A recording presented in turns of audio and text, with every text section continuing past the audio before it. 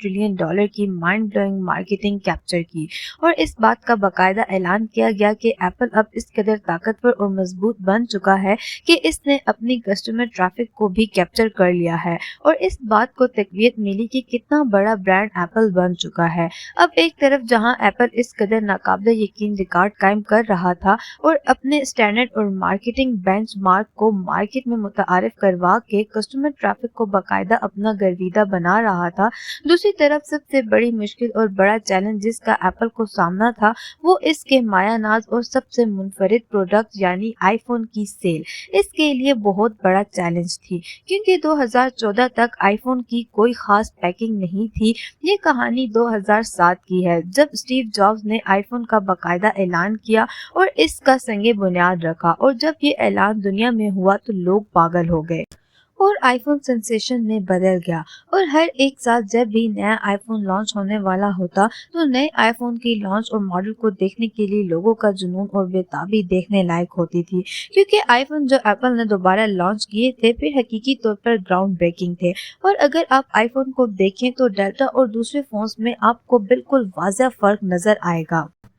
اسی طرح iPhone 4 groundbreaking تھا، FaceTime H D recording camera کی وجہ سے اور سب سے اہم اس کی آئی کلاؤڈ کی وجہ سے ایپل صارفین بغیر کسی رکاوٹ کے تشریف لے آتے تھے۔ کلاؤڈ اتنا افسانوی تھا، اور پھر ہمارے پاس آئی فون 5 تھا، فنگر پرنٹنگ تھا اور سری مکمل طور پر فعال تھی۔ اس کے بعد آئی فون 6 آیا، نہ صرف بہترین ڈیزائن بلکہ فون میں ایک بہت اچھا کیمرہ۔ یہی وجہ ہے کہ آئی فون 6 بن گیا تھا تاریخ میں سب سے زیادہ فروخت ہونے والا آئی فون، 222 بلین سے زیادہ یونٹس فروخت ہوئے۔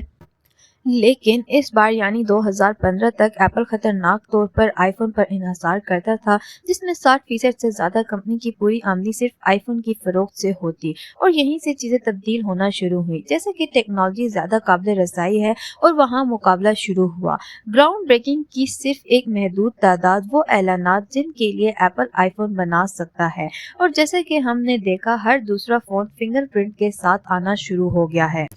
کیمرہ اور گوگل اسسٹنٹ کا شکریہ سیری اب اور اتنی حیرت کی بات نہیں کہ آئی فون 230 ملین کا ریکارڈ چھونے کے بعد 6 سالوں میں یونٹس کی فروخت عروج پر نہیں ہے۔ اب اگرچہ 2021 میں آمدنی ہوئی ہے جو کہ 2015 میں قیمتوں میں اضافے کی وجہ سے بہت کم تھی، اس لیے اب ایپل آئی فون کی قیمت میں مزید اضافہ نہیں کر سکتا تھا جب تک قیمت میں زبردست کمی نہ آ جائے، اس کی فروخت میں قابل ذکر اضافہ ممکن نہیں ہے۔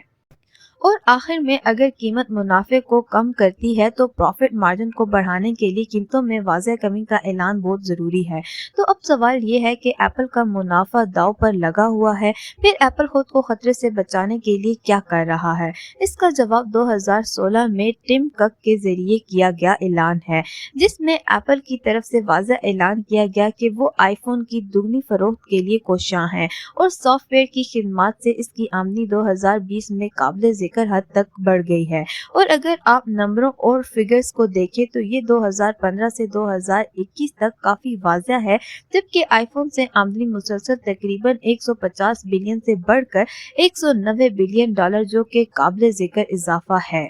اسٹیٹسٹا کے مطابق منافع آئی فون سے مارجن صرف 35% ہے، سافٹ ویئر کی خدمات سے مارجن ہے، حقیقت میں تقریباً 60 ایپ سٹورز کیے جا رہے تھے 2019 تک، اور وہ 60-70 کے منافع کے مارجن پر تھے۔